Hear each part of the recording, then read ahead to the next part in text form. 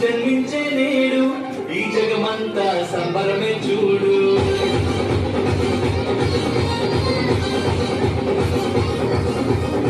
కన్యా మరియా గర్భమునందు నా ప్రియ యేసు జన్మించినాడు.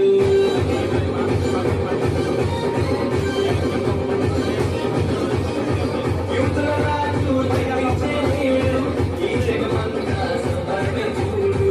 కన్యా మరియా